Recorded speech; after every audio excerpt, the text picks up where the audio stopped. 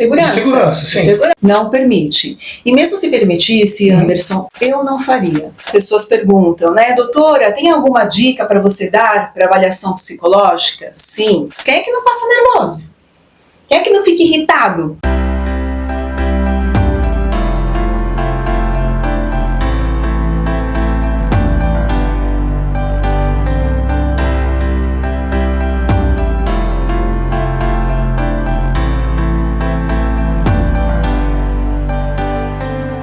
Olha, conversar com o psicólogo é sempre bom, né? É sempre bom. Olha que espaço bacana. Ô de casa. Hello, boa tarde, tudo bem? Com licença. Nossa, que espaço bacana, hein? Legal, né? Doutora Cintia está? Tá sim, vamos lá na sala dela? Vamos. Muito bom esse espaço aqui, viu? Oi, doutora. Olá, Anderson. Boa tarde. Tudo Prazer em bom? revê-lo. Prazer em Tudo revê-lo. Seja muito bem-vindo. Muito bom, outra aqui. Obrigado. Casa é sua, legal. viu? Você pode mostrar o espaço para mim? Claro. Aqui? Como é que funciona? Aqui nós temos nossa sala de atendimento coletivo, onde nós aplicamos os testes psicológicos de forma coletiva. Pode entrar. Nossa, bastante espaço, hein? Atendemos 15 pessoas. A gente pode fazer avaliação de 15 pessoas de manhã e 15 pessoas à tarde, né? No máximo. Legal. Projetor que nós utilizamos. Tudo climatizado, né? Tudo climatizado, ar-condicionado. Eu achei que a pessoa fazendo um teste psicológico, ela tem que estar se sentindo bem, digamos assim, tem que estar relaxada, porque imagina com o suor pingando, com barulho, né? Espaço muito bom. Importante a gente manter um bom rapport, né? Deixar a pessoa à vontade. Bom rapport. Oferecer uma água, um café, né? Pelo menos eu costumo fazer isso. Um café eu vou aceitar. Vou aceitar, claro. Aqui é a recepção. Legal. Conheceu a recepção. Conheci a Kathleen. O arquivo, onde nós guardamos os testes por 5 anos. Oi? 5 anos? Os testes ficam arquivados, né? De acordo com o Conselho Federal de Psicologia. Ah, tem uma regulamentação sobre isso. Sim. Muito bom. Mas pode vir aqui. Claro, obrigado. Aqui nós temos a sala de atendimento individual, onde nós fazemos as entrevistas individuais. O trabalho que a senhora faz é só desse laudo de posse de porta de fogo? Também trabalhamos com o Detran e outros tipos de avaliação. Psicossocial, avaliação para laqueadura, por exemplo. Ah, interessante. Vasectomia, vários tipos de avaliação a gente faz. Você acha que as pessoas subestimam a importância de falar com um profissional de... Sim. Subestimam, né? E tem muita pessoa que tem preconceito, né? Tem também? E acha que psicólogo é para louco. E não, a psicologia tem essa questão preventiva de você se autoconhecer. Isso é muito importante para a nossa vida. Concordamos com isso? Vamos conversar. Fique à vontade. Obrigado. Esse vídeo não vai ficar longo, pessoal. É um vídeo só de uma conversa com a psicóloga. Deixa eu tirar aí. 10 perguntas, uma psicóloga que emite laudo para posse e porte de arma de fogo. Eu vou perguntar de uma forma assim, meio coloquial, como leigo. A doutora vai responder de uma forma... Ela vai tentar não falar de uma forma muito técnica, mas tem assunto, respostas pessoal que não tem como. Ela tem que basear a resposta dela e usar alguns termos que algum de nós talvez não conheça. Nós vamos trabalhar se ela tenta ajudar a gente a entender a resposta. Sim. Doutora, qual a pergunta mais recorrente que a senhora recebe sobre esse assunto? Anderson, posso falar uma coisinha antes de começar a nossa entrevista? Claro. Eu queria contar um fato curioso para os seus seguidores. Nossos seguidores a partir de agora. Vocês sabem, eu já conhecia o instrutor Anderson Lima na internet, do canal do YouTube, já tinha assistido alguns vídeos do instrutor Anderson, e por coincidência ou não, né, porque eu não acredito em coincidências, o ano passado eu fui convidada para ministrar uma palestra em um workshop sobre proteção executiva. Legal. Né? E minha palestra foi sobre esse tema, avaliação psicológica para porte de armas de fogo e saúde mental. E eu abri a minha palestra com um vídeo seu. É um vídeo que traz, né, essa questão da parte psicológica, que chama a atenção das pessoas para fazerem uma reflexão sobre o preparo psicológico, né, de você portar uma arma de fogo. Importantíssimo. Então, eu abri essa palestra com essa reflexão. Que legal, e o pessoal obrigado. adorou o seu vídeo, Que viu? bacana, obrigado. Parabéns, viu? É que eu sempre falo para vocês, pessoal, software não é só o hardware, não é só arma de fogo, pense no software. Claro que eu não sou especialista como a doutora, navego por cima dessas águas, mas o assunto me interessa muito e eu tinha muita vontade e curiosidade de conversar com um profissional sério dessa área. E hoje você está aqui. Por coincidência ou não, depois de alguns dias, eu recebi uma mensagem do instrutor Anderson Lima. Eu falei, caramba. Eu estava procurando uma profissional para indicar que fosse conceituada no mercado e a senhora foi muito bem recomendada. Muito obrigada, né? Vamos às perguntas? Vamos. Doutora, o que essa avaliação psicológica procura? O que ela vai tentar encontrar para avaliar se a pessoa pode ter posse ou porte de uma arma de fogo? Então, a avaliação psicológica para porte de arma de fogo é uma avaliação compulsória, normativa, obrigatória, ok?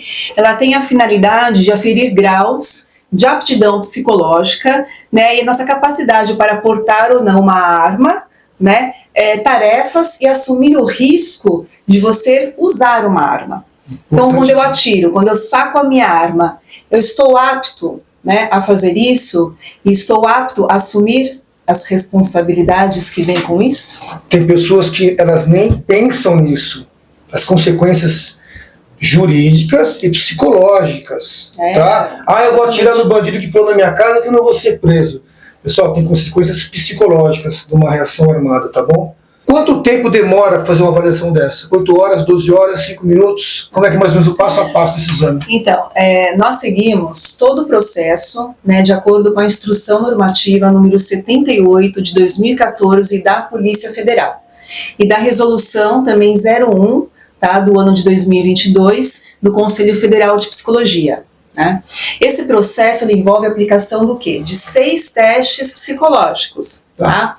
Um de atenção concentrada, um de atenção difusa, um de memória de curto prazo, um teste projetivo, um expressivo e um de inteligência. Legal. E mais a entrevista, tá? Então, no mínimo, são 6 testes psicológicos, tá? Então, o tempo de duração da avaliação geralmente gira em torno de 2 horas e meia, 3 horas aqui comigo na clínica. Esse exame, ele segue uma linha, sou bem leigo, tá? De dificuldade, porque se no nosso curso de tiro eu vou aumentando a dificuldade, a gente começa numa parte até da cambalhota lá, vai demorar isso aí.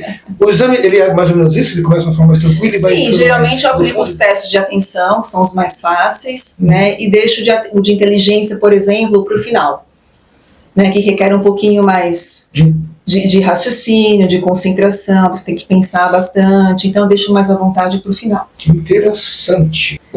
Assim, é muito denso, muito tenso, digamos assim, a pessoa tem que ter um esforço mental, ou dá para fazer assim tranquilamente esse teste? Não, dá para fazer tranquilo, a avaliação psicológica não é nenhum bicho de 7 cabeças, né? Muitas pessoas vêm nervosas, vêm com medo, aquele receio de ser reprovado. Não, é tranquilo, né? Acho que o mais importante é você estabelecer um bom rapport com a pessoa, deixar a pessoa à vontade. Agora, o que eu acho interessante fazer, Anderson, é você explicar o porquê que a pessoa está fazendo aquele teste em específico, entendeu? E eu sempre explico para a pessoa e correlaciono com o tiro esportivo. Certo. Então, para você que é instrutor, né, eu aplico um teste de atenção concentrada. Em que momento, Anderson, que você acha que nós utilizamos uma atenção concentrada no tiro? Falando de tiro esportivo? Uma competição interna, um campeonato. Então, a atenção concentrada é uma atenção com um único estímulo só. Tá? Então, por exemplo, quando eu atiro no alvo parado, vou fazer a prova de CR, por exemplo, eu estou utilizando o quê? Uma atenção concentrada, que é um estímulo só. Agora, uma atenção difusa. A atenção difusa é uma atenção com múltiplos estímulos. Tá? Então, em que momento que eu uso essa atenção no tiro esportivo?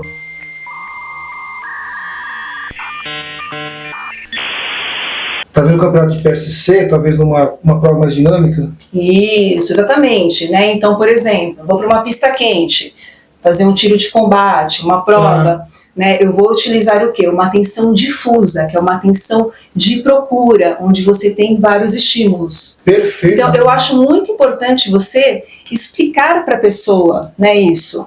Ai, doutora, por que eu vou fazer um teste de memória? né? Memória de curto prazo. Né? A memória de curto prazo é a capacidade que a pessoa tem, né, de reter informações em um curto espaço de tempo. Então a pessoa entrou no stand.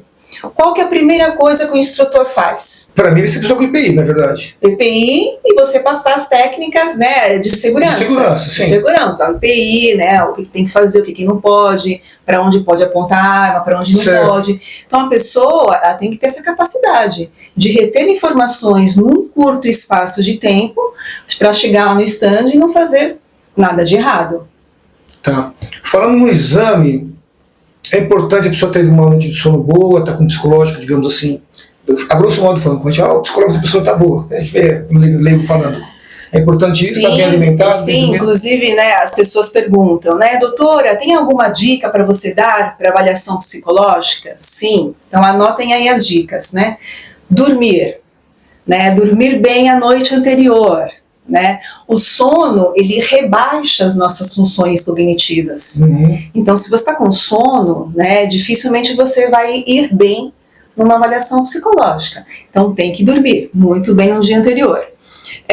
Alimentação, a pessoa tem que se alimentar bem no dia, mas também não comer muito, né? A pessoa vai numa quarta-feira numa feijoada, acabou de comer uma feijoada e vem fazer a avaliação. Ela vai chegar aqui, ela pode passar mal, pode estar com sono também. Então a alimentação tem que ser feita de forma adequada. Outra coisa, uso do óculos, né? Óculos. Quantas pessoas às vezes chegam aqui para fazer avaliação sem os óculos? E a pessoa... Eu já passei por isso também, acredito. Não enxerga de perto, A pessoa tirando mal, não atira normal, eu falei, você usa óculos, irmão? Pô, seu uso. A gente mata na hora de charada do óculos. Então, quem fizer o uso de óculos, pessoal, não esqueçam de trazer os óculos, ok? Bebida alcoólica. A pessoa bebeu no dia bebida alcoólica ou no dia anterior foi para balada, né, e bebeu. Também, vamos remarcar a avaliação. Não venha se tiver bebido, ingerido bebida alcoólica recentemente. Perfeito. Uso de remédios. Alguns remédios, Anderson, também rebaixam as nossas funções cognitivas. Remédio para alergia, por exemplo. Né? Eu já peguei uma vez um candidato dormindo na mesa. Ele não conseguia ficar acordado, porque ele tinha tomado recentemente acabado de tomar um remédio para alergia. Né? Então, eu acordei o candidato e nós remarcamos a avaliação no outro dia. E o principal, né? A pessoa está gripada, com tosse, com alguma virose, com alguma dor no corpo. Eu fiz uma cirurgia recente. Também não é interessante vir nessas condições fazer uma avaliação psicológica, até porque vai incomodar as outras pessoas também. No meu tempo, se você dormisse na instrução, voava um coturno na sua cabeça.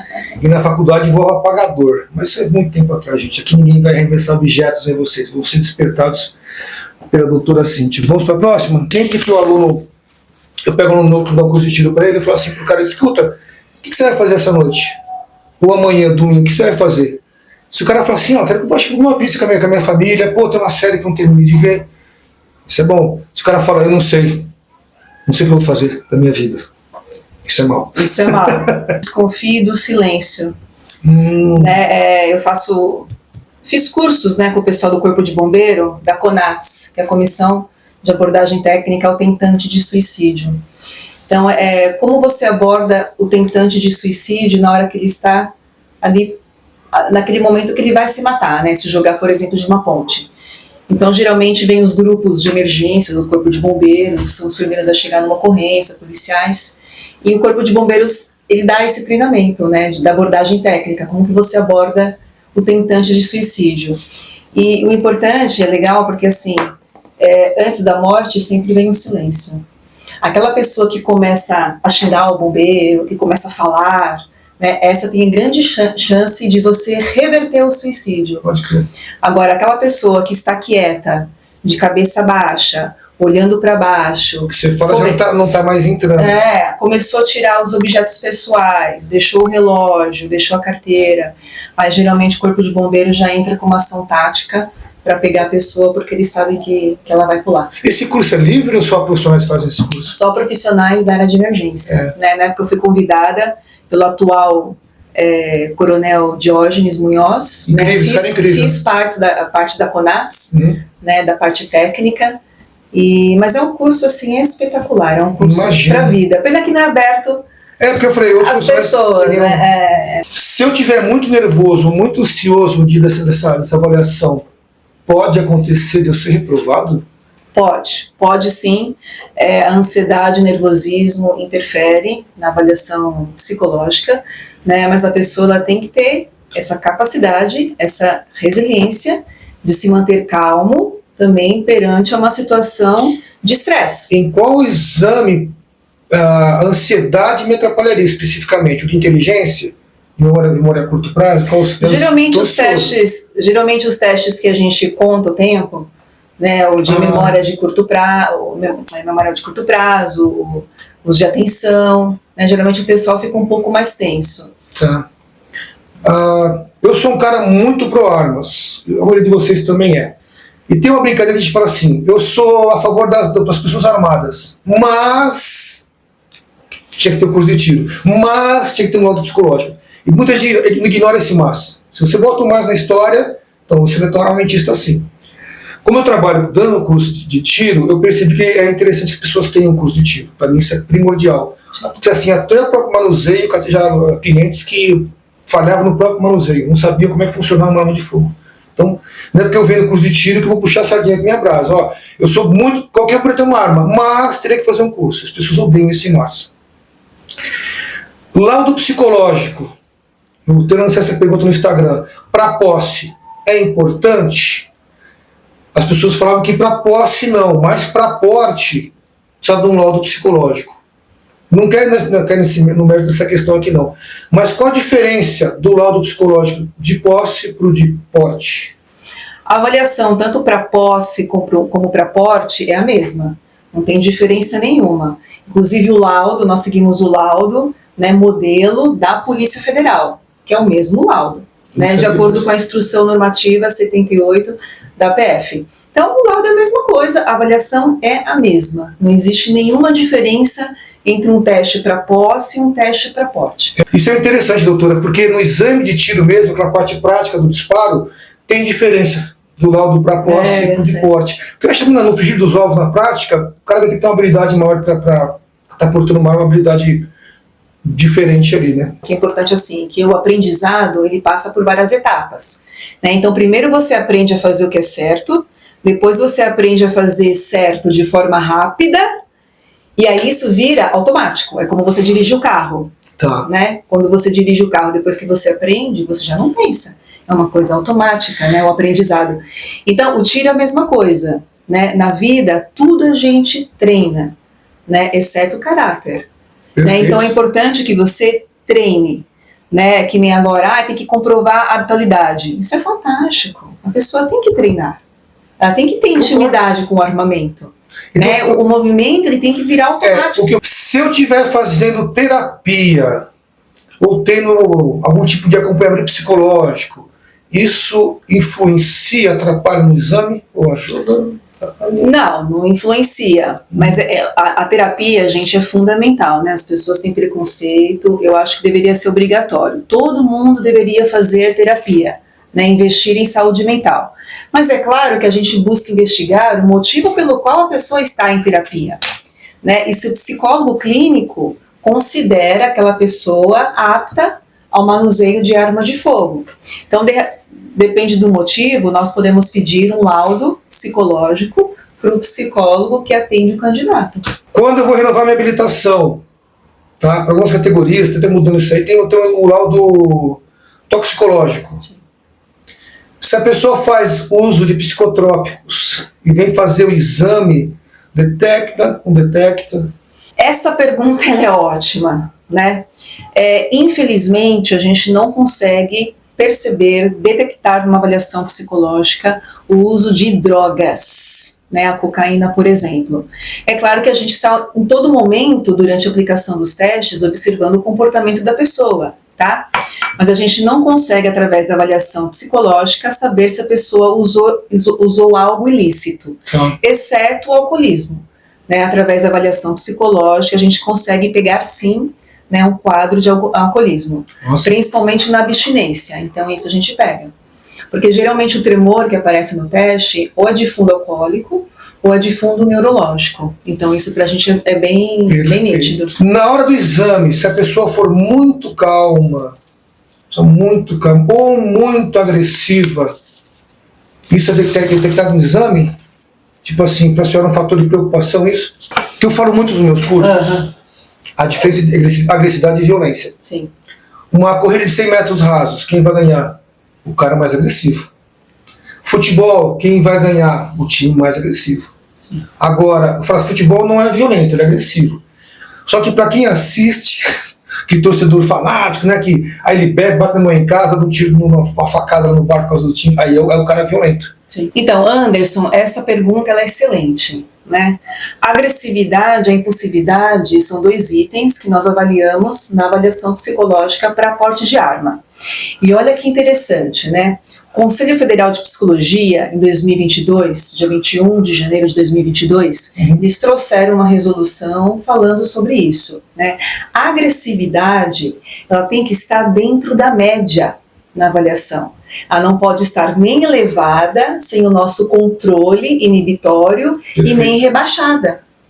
Porque se eu sou um profissional que eu trabalho armado, eu tenho que ter a capacidade de sacar a minha arma e usar se for o momento, né? Porque senão eu vou tomar um tiro e vou morrer. Então você tem que ter essa tomada de decisão, essa capacidade. Então assim, a agressividade, ela faz parte do ser humano, é uma questão de sobrevivência. Sem ela, estaríamos mortos. Tá? Ela faz parte da evolução do homem. Então, para avaliação, ela tem que estar dentro da média. Então, não pode estar nem rebaixada, né, e nem elevada sem o controle. Nós temos que ter agressividade, mas com o controle inibitório. Né? Agora, eu vou fazer uma pergunta para o instrutor Anderson. Por que nós podemos comprar uma arma somente a partir dos 25 anos? Eu diria que estaria emocionalmente mais maduro, psicologicamente mais maduro? É essa a resposta? Exatamente. Porque quando eu tinha... Isso é meio contraditório, doutor, porque quando eu tinha 18 anos, jogaram um fuzil no meu colo, no exército. O nosso cérebro, ele se desenvolve até os 25 anos. Então, o nosso controle inibitório, ele é formado até os 25 anos nessa região pré-frontal. Perfeito. Então, a partir dos 25 anos, que você tem mais maturidade, mais discernimento para tomar decisões na sua vida. Né? Igual um dia minha filha falou para mim assim, mamãe, um dia você vai deixar eu viajar, fazer intercâmbio fora? Depois dos 25 anos, porque até os 25 anos você está ainda em formação. Perfeito. O seu cérebro ainda está, né? Isso tem assim, uma coisa mais elástica, tem gente com 30 vai ter isso, com 21, só amadurece mais cedo, outra é uma coisa muito fisiológica que... Tem pessoas que amadurecem mais cedo por conta de experiências que você passa pela sua vida. Né? Mas biologicamente a estrutura cerebral vai até os 25 anos. Então, de forma geral, 25 anos. Uhum. É que, assim, eu tenho muito cliente, ou muita gente que me segue aqui no canal, que tem 21, 22 ou 24, então eu tenho que fazer essa idade com um arma de fogo. Então, pessoal, vamos ser razoáveis, 25 anos de idade. 25 anos de idade. Tem alguma coisa que o candidato não pode fazer durante o exame? Eu vou citar, sei lá, 20 chinelo, ou fumar, ou levantar. Não sei, o que a senhora acha que o candidato não deve fazer durante o exame? Bom, é importante que o candidato esteja muito atento às instruções que a psicóloga está dando. Porque tem muitos candidatos, às vezes, que a gente está explicando o teste e a pessoa está preenchendo o papel. Né? E nós temos que chamar a atenção dessa pessoa. E nós ali já estamos avaliando o comportamento daquele candidato. Né? Uso de celular, não preciso nem falar, né, gente? Entrou dentro da sala, desliga o celular. Aliás, não pode usar o celular durante a avaliação psicológica, tirar foto, enfim. Então, essas coisas o candidato não deve fazer. Se eu fui reprovado, acho que o termo não é nem reprovado, se eu fui considerado inapto no exame, significa que eu tenho algum problema na cabeça? E segunda pergunta, quanto tempo depois eu posso refazer esse exame ou não posso refazer mais esse exame? Pode sim, Anderson. Segundo a Instrução Normativa número 78 de 2014 da Polícia Federal, você tem o direito de fazer a reavaliação em 30 dias, tá? De preferência com outro psicólogo e de preferência com outros testes. É importante que o psicólogo, né, entre em contato com outro profissional para ver quais testes aquela pessoa fez, e esses testes devem ser trocados, tá, para você retificar ou ratificar o resultado da sua avaliação anterior. Porque algumas características são situacionais, né? Uma ansiedade, por exemplo, ela pode ser situacional, tá? Então você pode sim fazer a reavaliação em 30 dias, isso é um direito seu. A primeira parte da pergunta, se eu for considerado inapto, é porque eu tenho um problema, ou depende do resultado do exame? Então, depende. Pode ser um problema situacional ou pode ser um problema realmente um pouco mais grave. Então, vai ter que ter feito uma análise. A senhora consegue fazer esse feedback para a pessoa no final do exame? Sim, sim. A devolutiva, geralmente nós chamamos a pessoa, nós entramos em contato com a pessoa, nós marcamos uma devolutiva. Legal. Tá? Isso é um direito da pessoa também, ela saber o motivo pelo qual ela foi reprovada. E se a pessoa me pede um laudo descritivo, também é um direito que a pessoa tem. Então nós temos que fazer um laudo descritivo, tá, para dar para o candidato. Eu conversei com uma psicóloga da Polícia Militar do Estado de São Paulo uma vez, e ela me falou que quando a pessoa é inapta no exame psicológico dele durante o processo seletivo, não é porque ela é maluca. O Estado, ele traça um perfil psicológico que ele está procurando. Tá? O governador quer um policial que atira porrada de bomba em todo mundo. Sim. Ela faz o exame e fala, pô, esse cara não atira porrada de bomba. Aí ele não é aprovado.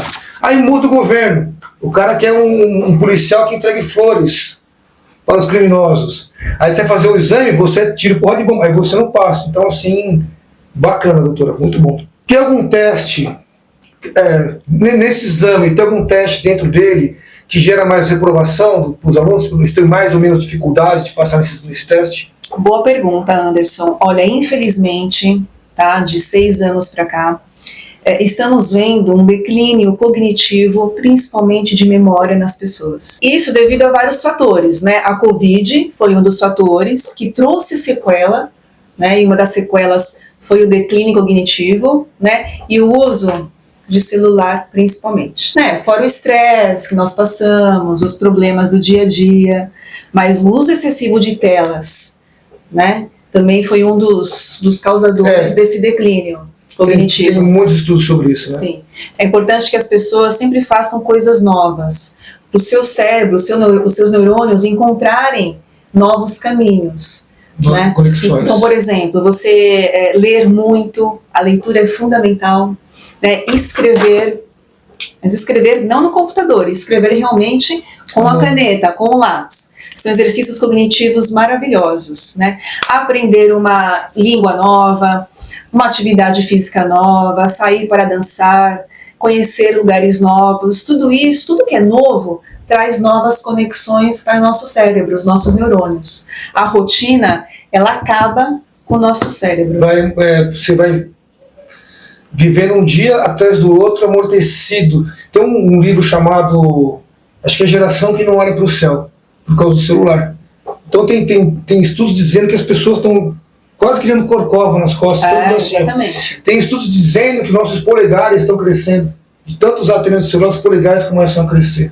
Isso é um assunto bacana, hein, pra gente falar numa próxima. Inclusive, eu até indico para alguns clientes que vêm, tem uma escola hoje de bairro, mas é uma franquia que chama Supera. É uma escola, né, onde você treina uma vez por semana, 2 horas no dia, só as suas funções cognitivas, são só exercícios cognitivos.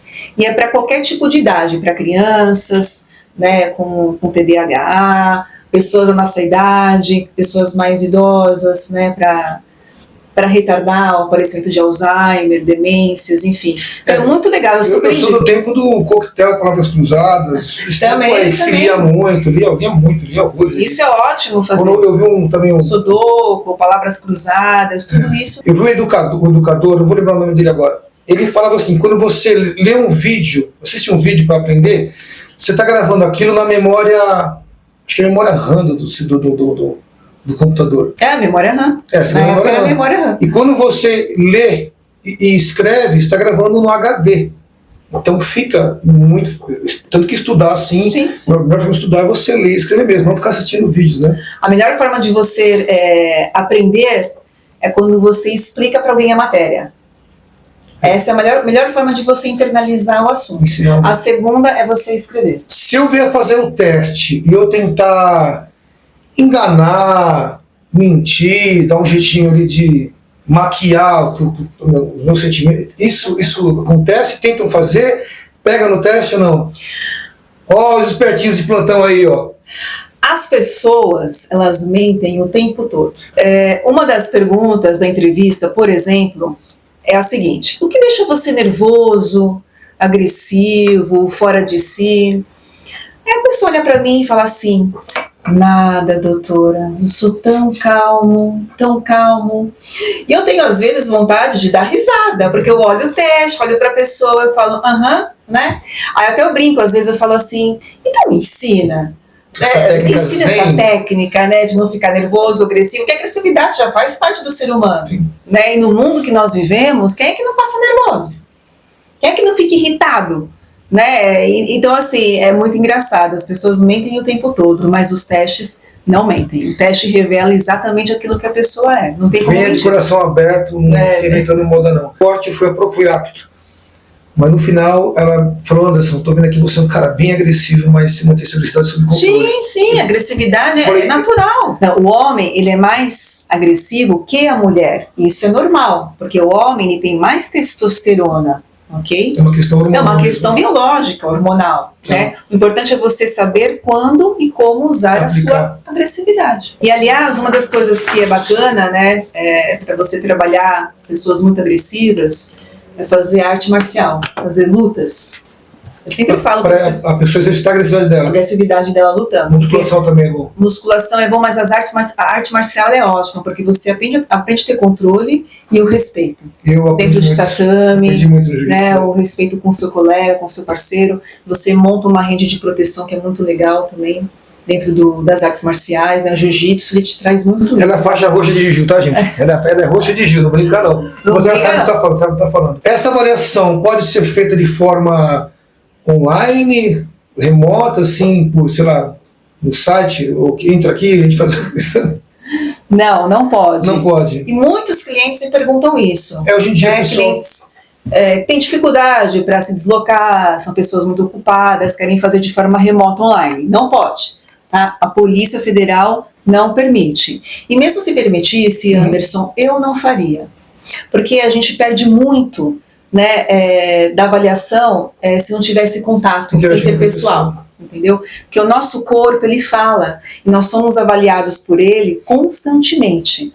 Né? Aliás, a maior parte da comunicação é feita de forma não verbal. Então, quando eu estou aplicando os testes, eu já estou olhando, né, e vendo o comportamento da pessoa, como ela se mexe, se a pessoa é muito agitada, se ela está transpirando ou não, se ela está com cheiro de álcool, porque a gente sente cheiro de álcool, a gente sente cheiro de maconha. Então, tudo isso você perde numa avaliação remota. Perfeito. Né? Então, na aplicação, eu já sei quem é que vai me dar trabalho, quem é que vai se sair bem, quem é que vai se sair mal. Você já consegue tirar tudo isso durante a avaliação presencial. Então, eu não troco o presencial de forma alguma pela avaliação remota. Durante os meus cursos também, eu percebo muito isso. A pessoa senta e cruza as pernas na cadeira. Eu não faço, você está ansioso. Não, vou trabalhando com a pessoa até eu perceber que ela está mais à vontade. Algumas mulheres sentam no colo com a bolsa no colo, assim, com a mochila com a bolsa no colo, se protegendo. Aí eu também não interfiro. E aí eu vou trabalhando em cima disso. E já acontece muito. A pessoa vai fazer exercício dentro do carro. Então ela senta no carro, o carro arma dentro do coldre e vai fazer uma coisa que ela nunca tinha feito antes, que é sacar dentro do carro, tirar pelos riscos com a movimentação, nunca tinha feito antes. E aí eu estou dentro da pessoa, ela tá lá tentando absorver a informação para fazer a atividade, executar o exercício, e eu percebo que ela está com as pernas cruzadas dentro do carro. Aí eu falo, você pode cruzar as pernas? Porque ninguém dirige com as pernas cruzadas, né? Ninguém senta no carro e cruza as pernas. Opa, eu não pulo.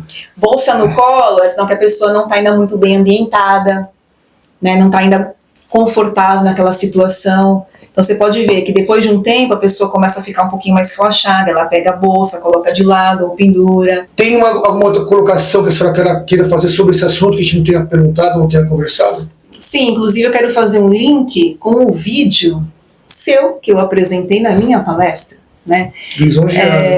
E ele fala, o seu vídeo fala, e isso é super importante, né, pessoal? Que para você portar uma arma de fogo, é importante que você esteja comprometido com o seu treinamento, com o seu comportamento e com a sua postura, né? Além do seu psicológico, que é fundamental, tá?